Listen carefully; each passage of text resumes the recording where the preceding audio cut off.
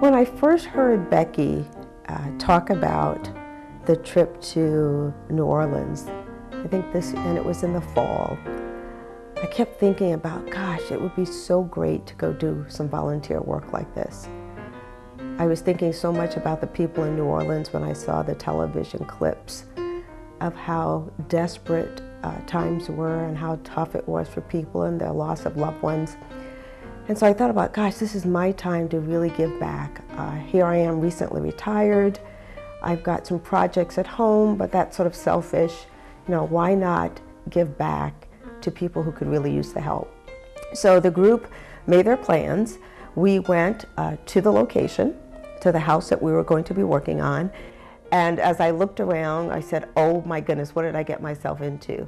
The first thing was I couldn't believe that I was getting up and not putting on makeup. That was the thing that was the most, I think, surprising to me.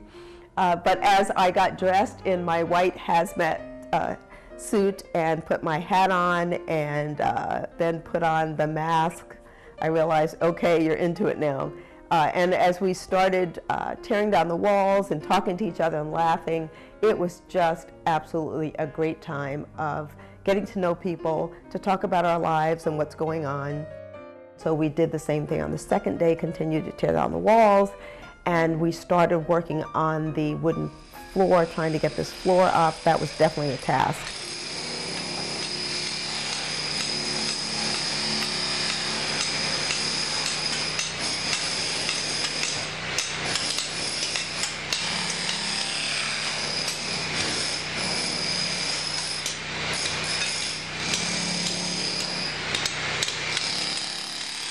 And the thing I liked the most was that people took turns in relieving each other and helping each other out and saying, no, you get out, go get some fresh air, because we're really concerned about the mold that was in the house, and you just really couldn't work in that environment for a long time without getting out to get some fresh air. I was really excited about the second day because Lori and I were going to be cooking.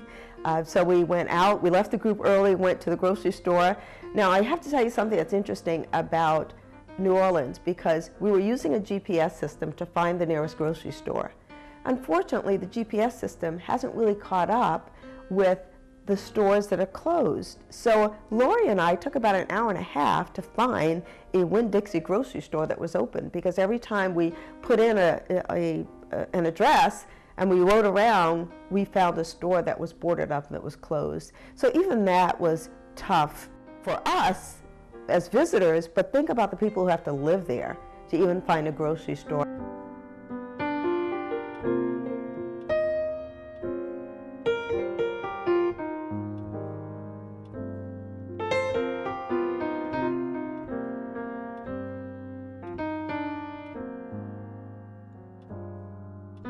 One of the things that was most impressive to me, talking to the people in the neighborhood where we had an opportunity to work on this house. There were probably about 20 houses on the cul-de-sac that we worked on. I think one of them looked like it was completed and inhabited. The others were being worked on off and on. There was one gentleman at the end of the cul-de-sac who was working on his house himself. It looked like he had some friends that came over to help him out, but he had such a great spirit about himself, because on the last day, as I was getting ready to leave, which was that Thursday, I went over to thank him, first of all, for letting us use the porta potty that was outside of his house.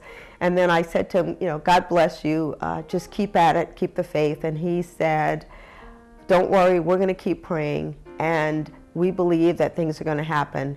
And no matter what, we're going to keep smiling. And I just thought, what a great, great example of someone who's a strong Christian who believes that God can help them, but in the interim, he's going to keep smiling. And that made me feel so good to be able to go and to help out and to help other people to keep smiling. We saw a lot of devastation, and it made things seem so small to me about the things that I worry about. And one of my concerns before I went on the trip was finishing a project on my patio. And then I looked at these people who don't even have homes or patios. You know, things, you just put things in perspective when you begin to reach out and touch other people. you've got to reach out and help others. This was just a small example of doing that, but there's so many things that we're doing at Asbury that are just very important.